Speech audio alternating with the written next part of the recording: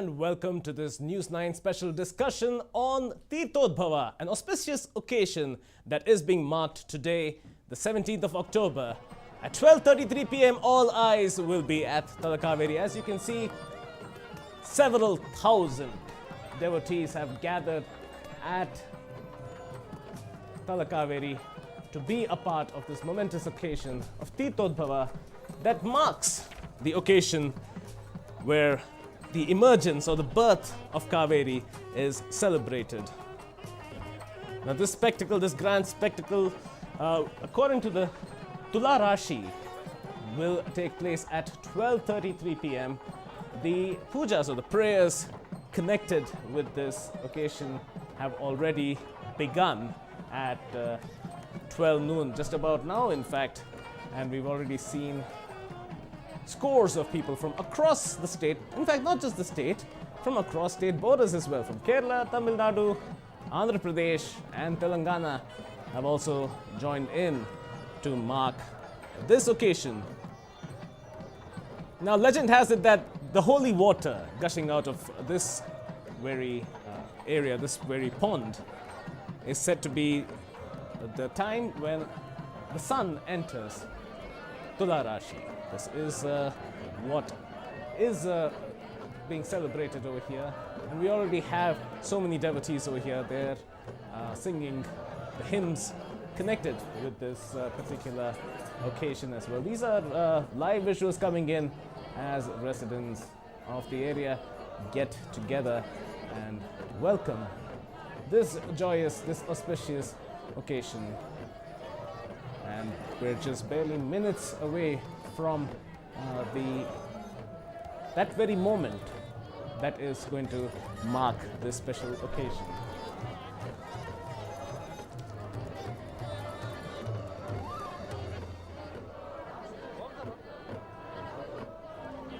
And prayers are already started to be committed over here to the presiding deity, as thousands of devotees throng the Talacauvery to be a part of this auspicious occasion.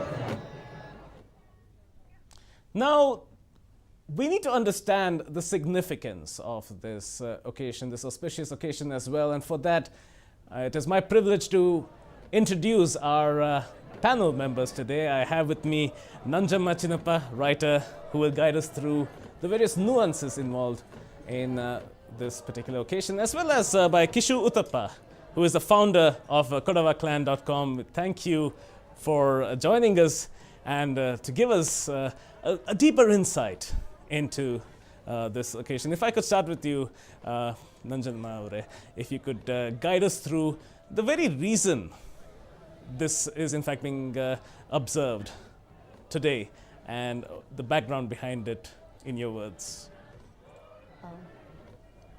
Today, as you know, is Kaveri Sankramana, and it is the day when Kaveri is reborn, she's replenished, and there are a lot of geographical, historical and mythological stories and facts behind this. I'll talk a little about the story of the river Kaveri. As you know, Kaveri takes birth in a very small pond which you have seen called Kundike at the top of the Brahmagiri hill in the Brahmagiri range of Kodagu. And from that very little pond, 3 feet by 3 feet, she overflows when she's born. At 12:33, she's supposed to come up in bubbles and overflows into the tank beneath it. And this sacred water is very, very special to the people of Kodagu, who revere her as their mother goddess. And of course, to all the the land and the people that she flows through before she reaches the ocean in the Bay of Bengal at Pumpuhar in Tamil Nadu. Now, as for the legend, the stories, it's one of the most interesting stories that I think I have heard. The story goes that Kaveri was given as a foster daughter to Brahma by Lakshmi. There are many, many upakathe, as we say in Kannada, stories, but I'll just give the basic outline of the story. And she's known as Lopamudra, as Brahma's daughter, Brahma's foster daughter. And it's very interesting to know that Lopa means, if you read the Sanskrit, it means without or the absence of, and Mudra means sign, image, and so on. So in a sense, Lopamudra, the word Lopamudra indicates somebody who you cannot see, in the sense that she's without form, she's without image, because she's water. And as you know, water is, in a sense, without form, is flowing all the time. So Lopamudra was then given as a boon to Rishi Kavery Muni, who came to do tapas on the Brahmagiri hills of Coorg, one of the most beautiful parts of the country. There's pristine nature there, and it's high up on the Brahmagiri range of Kodagu. When he was doing tapas there, Brahma comes and asks him, "What are you doing tapas for?" And he says, "I want a child. I don't have a child." So Brahma gives his daughter Lopamudra to Kavera as his daughter, and since then she was known as Kaveri, the daughter of Kavera. Then what happens is, Agastya Muni, the very famous sage Agastya, comes from the north, subdues the ego of the Vindhya mountains by stepping on the Vindhya mountains and stopping it from rising up even higher and stopping his coming south. Agastya, as you know, is the famous Tamil scholar who wrote the Tamil grammar. He too comes to the Brahmagiri hills of Kodagu to do tapas. And when he reaches there, he sees Kaveri, falls in love with her and wants to marry her. Kaveri then says that I have taken birth. She's supposed to be a form of Parvati. She says, I have taken birth on this river to do good to mankind. I want to flow as a river and help the people, nourish the land, bless the land, help the agriculture and the people of the land. And she takes a promise from Agastya, that I'll marry you on one condition, that you'll never leave me and go away. That's right. Yes. If you leave me, then I'll flow as water and fulfill my destiny. So it happens that they marry, they're happy together, and Agastya Rishi, of course, has other obligations. And one day, there are many, many stories. The story that I'm going to relate to you is based on the Kaveri Purana. It's in the Skanda Purana.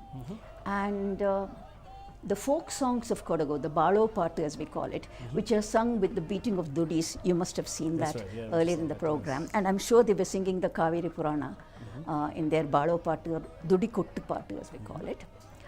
And the story that our forefathers chose to sing about in the Balo Patu, that's the story I'm going to say. It must have come much later because the Kaveri Purana was a Brahmin story in the Skanda Purana.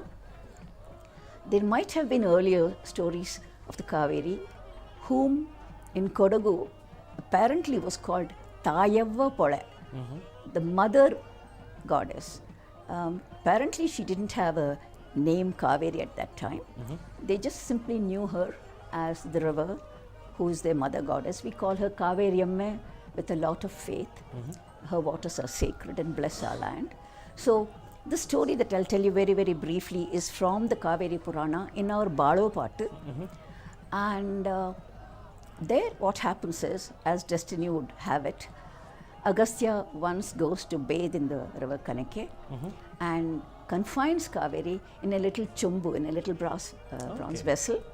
And goes away and asks his disciple, his Shishya, to take care of her and see that she doesn't escape.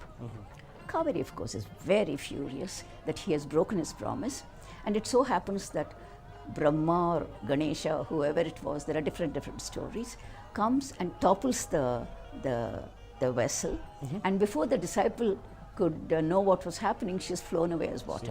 And that's supposed to have happened in the Kundike, where the Teerthhodbhava is happening now. It's very interesting that this has come about, given that, yes, it was a result of a broken promise from Agastya, that she flowed out as a river. Yeah. But at the same time, it's a blessing for the people of the area, for the people of Kodagu as well, that she chose to flow out. And coming to you, Kishu, especially in this particular situation, the significance for the people of Kodagu is that Kaveri is the mother, is the one who has provided sustenance for the area as well. And if you could speak to the significance that Kodavas have. See, the very purpose of her coming to the earth, down to earth, is to do this Loka Kalyana. So when you say, like, that she was confined and all this, she was trying to come out and be a part of this nature continuously. But for many reasons, as written in, as Nanjamanti said, like, see what has happened, there are Sthala Puranas which has been written in good old days. But unfortunately, Kodagu did not have that type of a recording system. So later stages, whatever the Cholas after coming down to down to Coorg or anybody else, so those records have been recorded, and then we have those as a data as on today.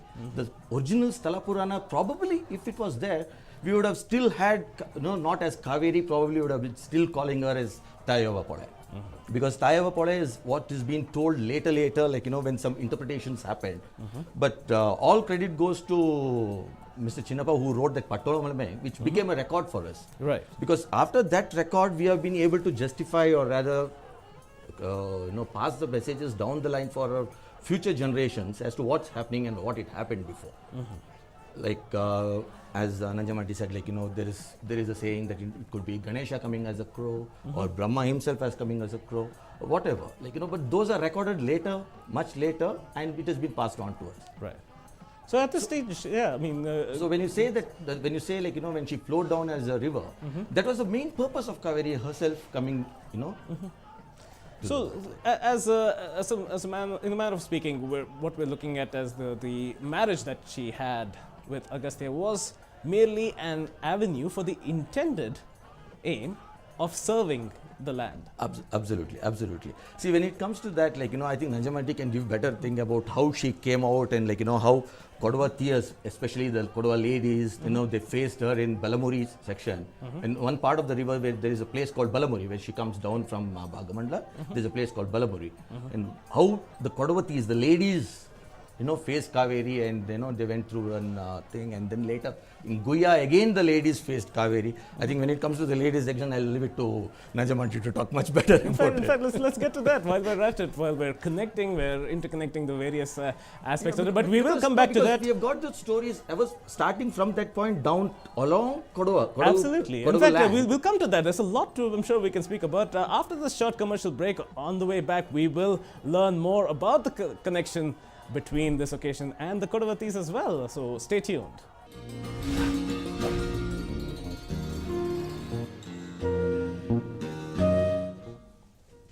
Welcome back to this News 9 special. We are observing the Teerthhodbhava that is taking place at Talacauvery right now, and we were just getting in the midst of a very interesting discussion about how this occasion is significant for the land of Kodagu, for the people of Kodagu as well. And just prior to leaving on this commercial break, we were getting an understanding from both Nanjamma and Kishu as well as to the various stories behind all of this. And we were going to understand from Nanjamma at this stage the significance this has specifically on Kodavatis. So Nanjamma, if you could take the stage on this. Okay, I'll sort of continue with the story very, very quickly. Certainly. When Kaveri falls and flows in the Kundike and into the tank beneath it, which you can see at Talacauvery even today, the Shishya tries to stop her, and she then goes underground So she's supposed to go underground the Brahmagiri and then come out at a certain point close to Bhagamandala, where she's joined by two rivers, the Kanake and Sujyoti. Sujyoti is invisible. She's like the Saraswati river in the Ganga Sangam. So this place is called Sangama in Bhagamandala. And then she flows through Kodagu.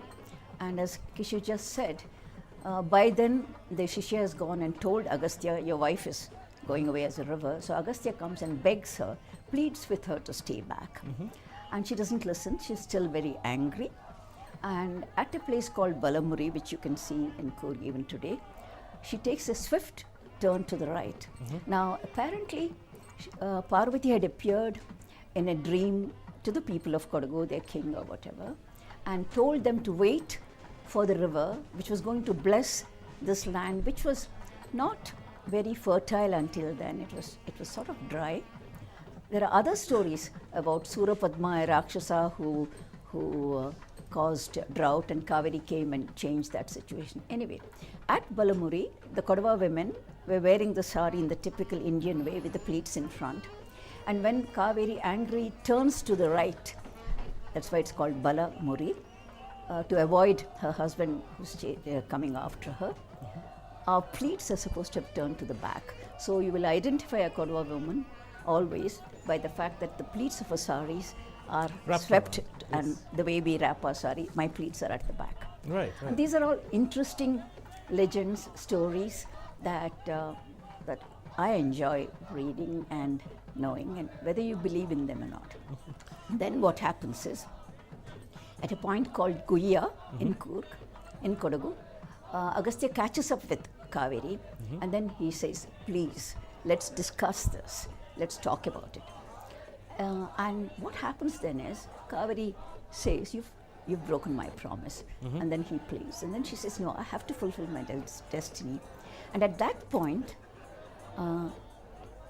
Popukku Kalubara, Bappukku Manabara, she says, my feet don't want to go, but my mind, my heart does not want to come back. So she's in a quandary, and being a woman, she feels sorry that she has to leave her husband and go away. So she's torn. What she then decides is, she says, I'll split myself into two. One part of me will stay back as your wife, and the other part of me will flow as a river. So she then flows as a river from the beautiful land of Kodagu into Mysore in the Karnataka. And of course, the very famous temples. There are temples all along her bank. There are beautiful waterfalls. The famous Srirangapatna temple, and then there is the Shivanasamudra waterfalls, and later when she enters Tamil Nadu, there's the Hogenakkal waterfalls, and then she is such a life giver throughout Jiva Nadi in Kannada, throughout the areas that she's flowed. There have been dams, there have been anicuts, there have been canals, and she waters the land of both Karnataka and Tamil Nadu, and finally reaches the ocean at the ancient city of Pompuhar, famous from the Chilapadikar times when they have written about the Kaveri there. Now, the point I wanted to make about the spirit of Kodavati women is this: the famous writer U.R. Ananthamurthy told us when he read our translation of the Pattola Palame, and he said, what's very interesting is, this is the spirit of Kodava women. They will not stand for broken promises, and they will fulfill their commitments no matter what. But they still have the soft side, which stays back with the husband, family responsibilities and so on. So even today, Kodava women are supposed to be bold, independent, and yet soft in their own way. So maybe that was what you were speaking. The spirit of Kaveri flows through the women as well.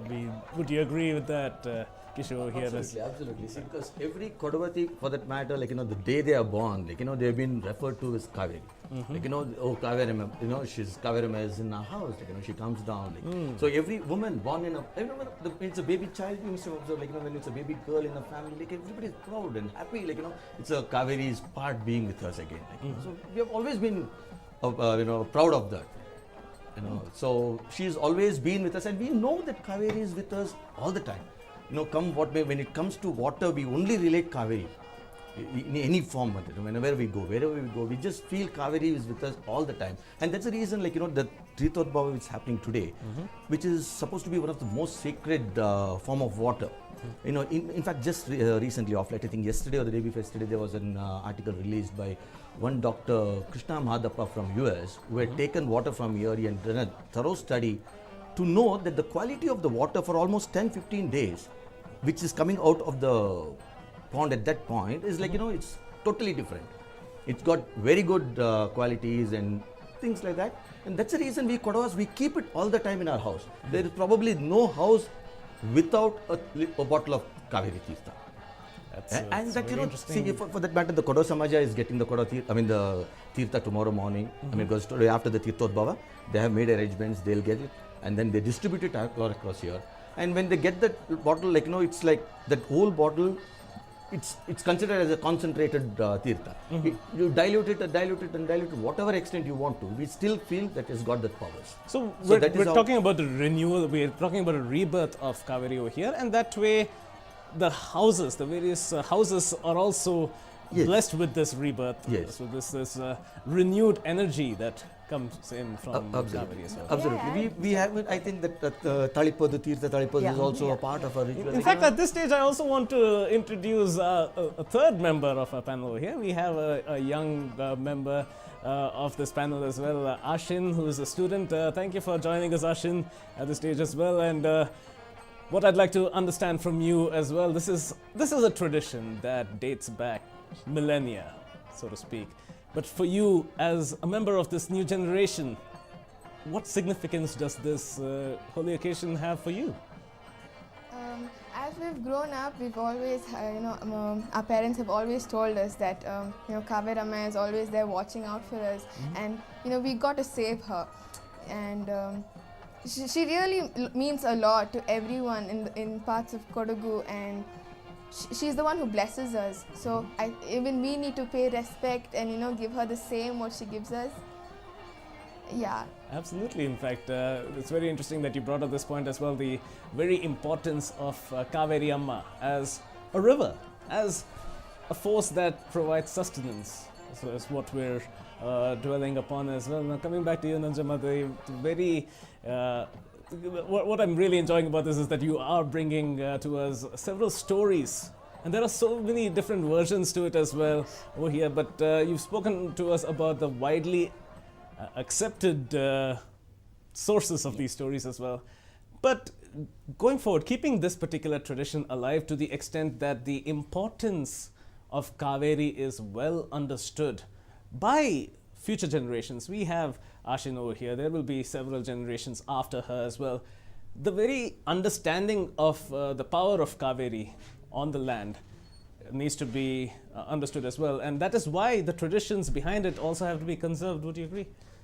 Yeah, I do want to add a particular point that in Kodagu, Kaveri was never worshipped in a human form, which is why I explained about Lopamudra earlier. She's only worshipped as sacred water. And if you know Kodavas, our original culture was nature worship and ancestor worship. Worship of gods and goddesses came later because of the influence of our neighbors and so on. And there are one or two things I want to add here. One is, of course, that we worship her only as water. We do not give a human form to Kaveri. Today, there are images of Kaveri here and there. There are paintings and so on. But originally in Kodagu, we only worshipped her as Teertha, as sacred Kaveri. And during today is Teerthodbhava. Tomorrow we have what's called Kani Puja in every house, and I'll come to that later. But there we worship Kaveri not as an image, not as a picture, but only as a coconut with sacred water inside it, pure water, or as a cucumber.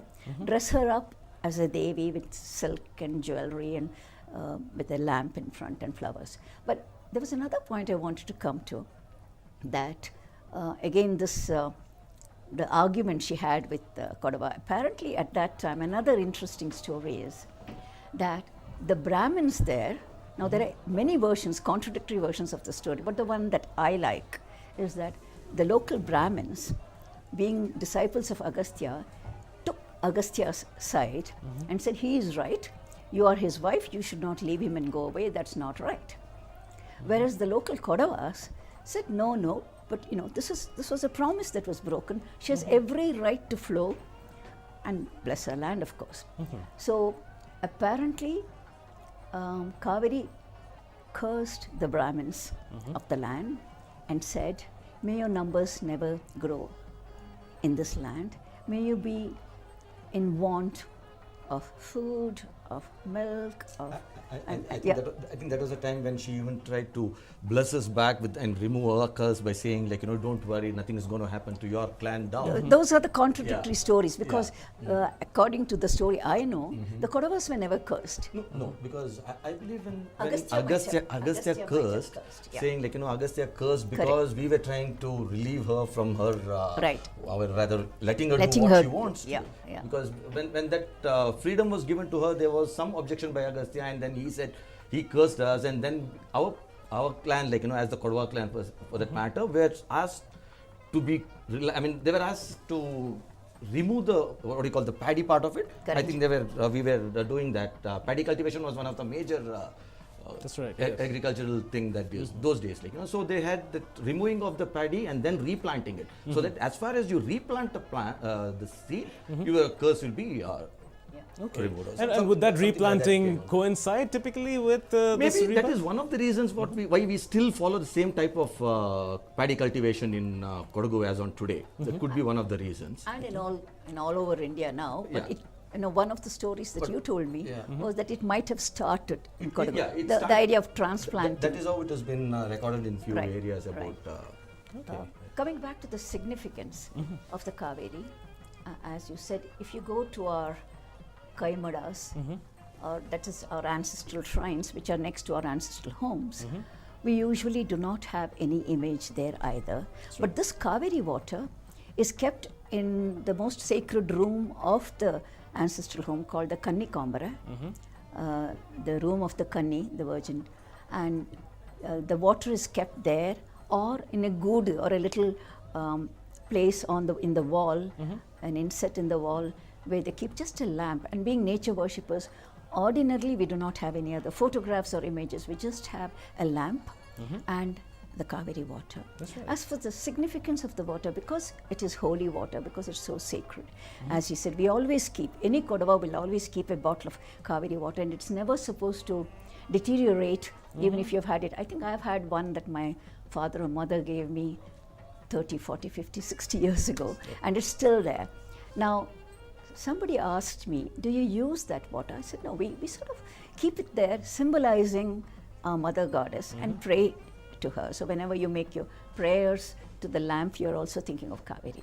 The only time that I know that the Kaveri water is used is when somebody passes away. Kaveri water is what in Kodagu, we put in the mouth of the deceased. That's right, yes. And, so with her blessing, he or she departs. So that is one thing. And the other thing is, although, as you said, the waters of the Kaveri are very, very special from today, the Teerthhodbhava, till at least 10 days, Pattalodi, Pattu Avadi, that's right, that's what it comes from. A period of 10 days, those 10 days, Pattalodi days, are supposed to be very, very, the water is very pure. And the water, Udbhava, Teerthhodbhava happens not only at Talacauvery, but in every well, in every pond, in every tank of Kodagu, people say that the water does come up on that day and is so very fresh.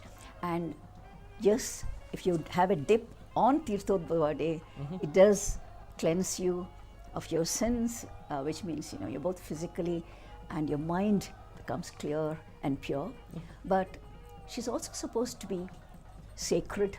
You can have a dip in the Kaveri any time, and she's supposed to be Papanasini and purifies. Absolutely. Incidentally, it's told that even Ganga once a year comes down as a Gupta Gamini down to Kaveri and then cleanse herself. Yes. Because, I believe she had asked Shiva, when I am cleansing all the sins of the whole world, now who cleanses mine? Exactly, I'm bearing the sins of all those who come. What do I do? bathe So the solace given was, don't worry, there's Kaveri down there who can cleanse you up.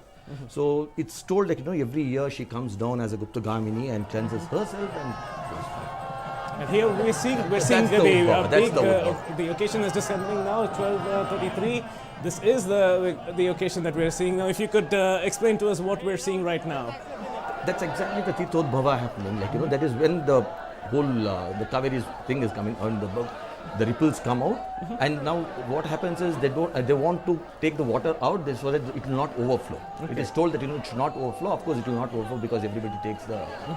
I think it's better we watch about it. In fact, yes, what we're seeing is a lot of devotees getting in. In fact, I'm just going to let the visuals do the talking for a little while. Let's just understand for just a minute what is actually happening over here. Let's take a silent view at what's happening.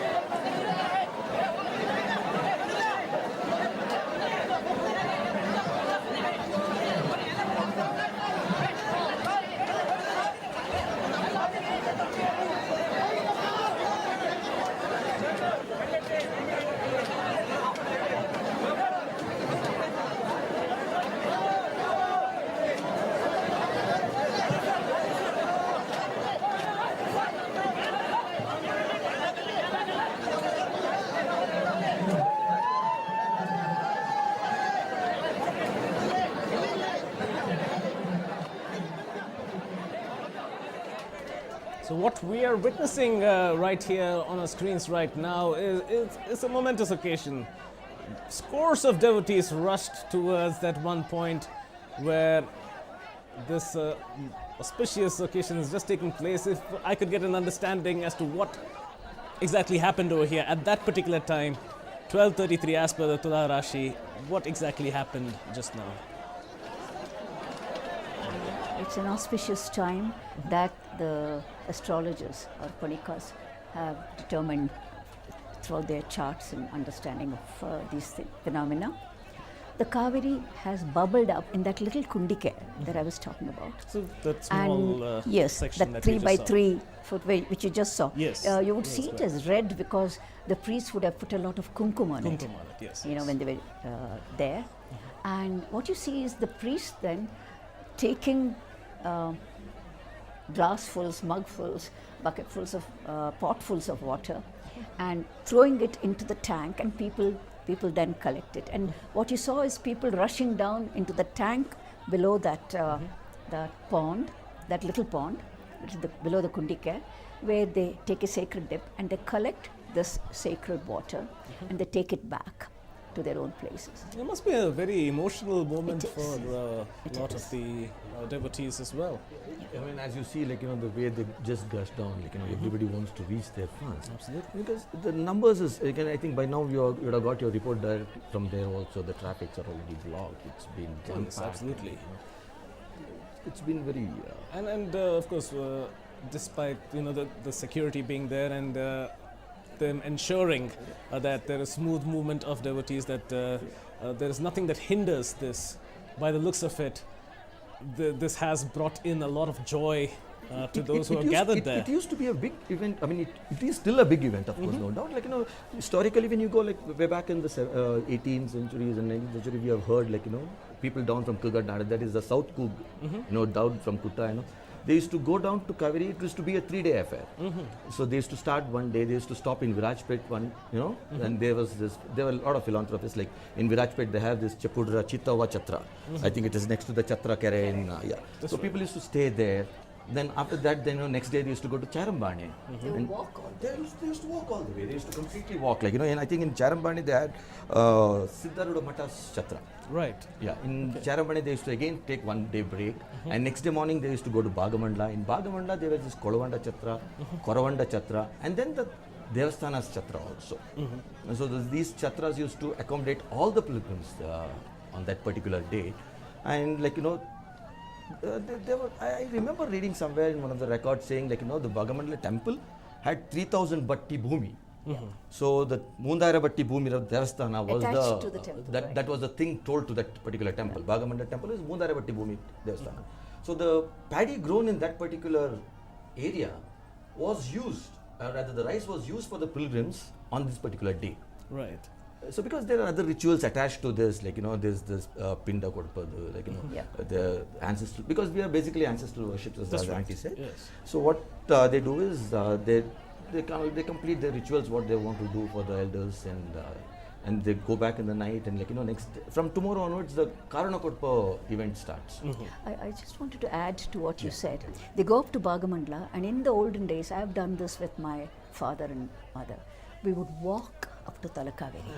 The road was just a path. There were no cars allowed. Right. So from Bhagamandla up to Talacauvery, we used to walk. It took us about an hour maybe.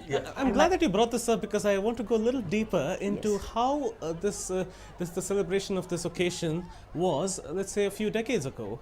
Yeah, How things are different now, obviously, because there are a lot more roads, there is a lot more traffic, perhaps a lot more people. Yeah. That's of course for you to tell us as well. Yeah. Let's go back a few decades and see how I go this back was. many decades. Let's- So I can tell you. Well, at we'll least come what to I that. heard. We'll come to that after the short commercial break, and would love you to enthrall us with stories from back then as well. Do stay tuned for more.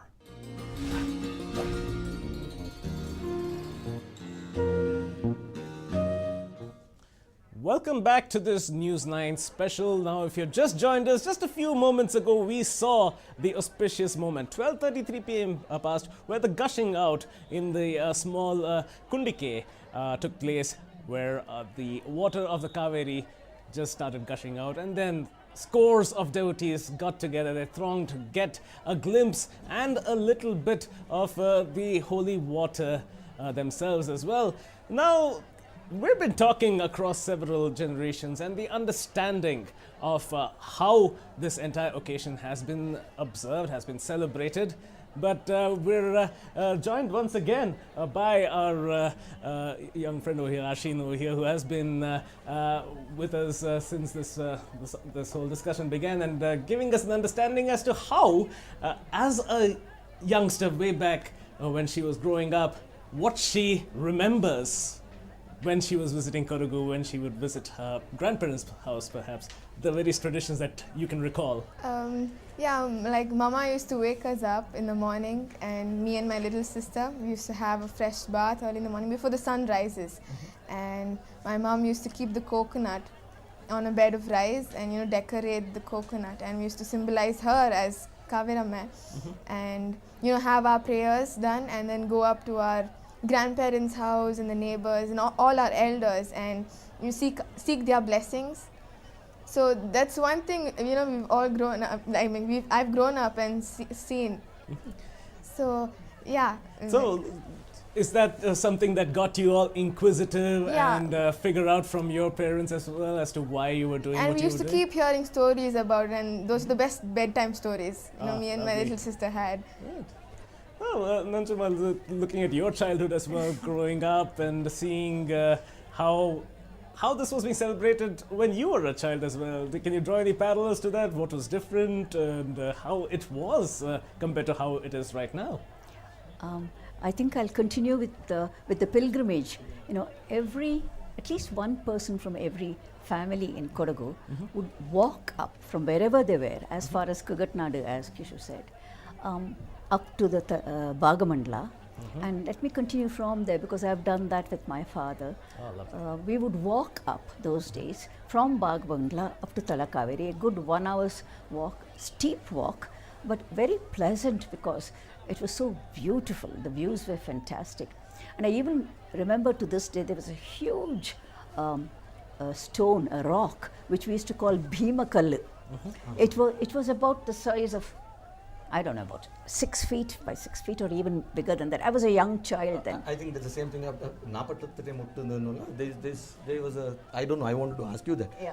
They say from Talacauvery when you climb up, Napatattu Mottulu you will get one kallu. Yeah. And some people call it Salam Kallu, some people call it Bhima Yeah, Kallu. no, there are two different things.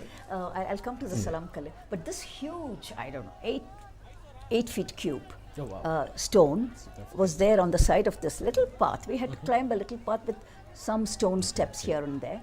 And that, my father said, was supposed to be the stone that Bhima, when he was eating rice, found a little stone and he spit it out. That's the stone that he spat out.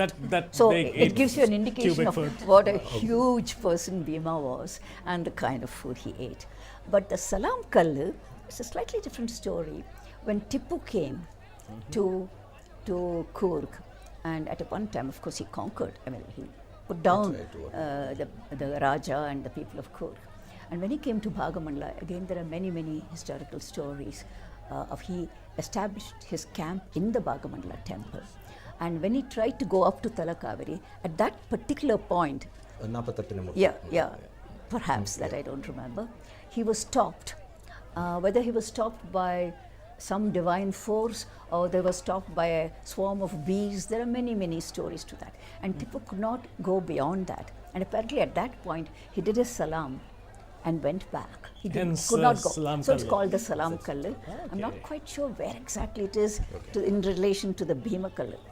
Okay, because I've read, because again, to tell you, we are one of the blessed generations. We know how much they have done, and we also know how the present day kids are enjoying. But we are the ones who had both shares, fortunately. The best of both worlds over here. Yeah, because as far as I remember, during Nanjamanti's time and all, it was it used to be a group affair. The Kanni Puja itself used to be a group affair where at least around many families used to join and have a sort of a prayers, and then as Ashin was just telling, taking blessings in this particular month is one of the most it's the happiest thing we do. I still remember my grandmother used to crib when some of the youngsters wouldn't come. I mean, he's still not come. He's not come for the Shankaramana Kalpudipa ritual. Shankaramana Kalpudipa ritual, that is taking blessings on the Shankaramana month, is supposed to be one of the sacred things, and we used to religiously do it. So, what I find interesting over here is at some point there was an intersection, as you had said, that the culture of the Kodava people is all about ancestral worship, about worship of nature as well. But at some point there is a confluence, especially if we're looking at this particular occasion. There is an amount of symbolism that had to creep in at some point. When we're talking about, yes, Kaveri is being seen as a river, not in any other form other than a river, but at the same time, the legend has it that she was also seen as a wife of Agastya, for instance. So at that point, there would have been some amount of symbolism drawn in. Where does that symbolism come in, and how do you separate that from what is a traditional belief? Maybe this is something that different people have different views of. From what I have read and understood, I believe that, you see, Kodagu was such a small land, hardly 60 feet, 60 miles by 40 miles. It's a tiny, tiny part of India. The people of Kodagu, even today, they were never more than about 20% of the population of Kodagu itself. And even today, we're not more than 1.5 lakh throughout the world. So a tiny group like this in a tiny part of India with so many other, majority religions with their cultures. There's the Tulu culture, there's the Kannada culture, there's the Malayalam culture very close to us, and of course beyond that the Tamil culture and so on. That we could have been overwhelmed by that and forgotten our old ways. But what happened inevitably was some elements of the Hindu culture did come because the temples were built. A lot of them apparently were built when the Lingayat kings started ruling Kodagu around 1600. Until then we had only forest shrines and Ayyappa. I think the Cholas. The Cholas was much before that. too. The Palayagaras time then, under the Cholas. But until then, what we had, perhaps besides nature, the only other god as hunters that we worshipped, from what I have understood, is Ayyappa, the god of the hunt in different forms. And all we have for Ayyappa even today is not a shrine. In the sacred groves of Kodagu, Davadakadu, which is sort of in every village, it's perhaps the most dense grouping of sacred groves in the whole world. There are sacred groves everywhere in the world, in many, many parts. But apparently in Little Kodagu, the land, the proportion of land and the number of such sacred groves, at least one attached to each village, is supposed to be the most densest. So in those sacred groves, we had a little area which was cleared, and sometimes there would be a stone, sometimes there would be, but that would be the Ayyappa Sthana. So we would worship Ayyappa. But gradually over time, shrines were built. Most of the shrines, either the early Cholas, but much more definitely during the Lingayat times. And then the priests came with them. The gods came, we call them borrowed gods. Borrowed gods, in Kurk, because these were not our original gods. So Shiva, they came. Evolving has happened all across the world. And would you see that sort of evolution is necessary, given that you spoke about dwindling numbers as far as the population is concerned? Right. You said there were 1.5 lakh across the world.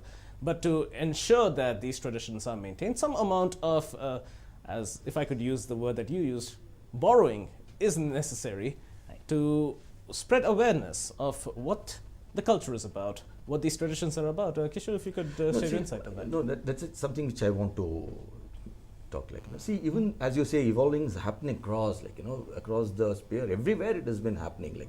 We have been seeing every tradition being changed, the cultures being evolved. Everything is happening. But when it comes to Kodagu, I'm proud because there are a lot of things which we have not changed. Many things for that matter. If you talk about the music part of it, we go to any segments, the bhangas have got changed a little bit with a lot of beats and stuff like that.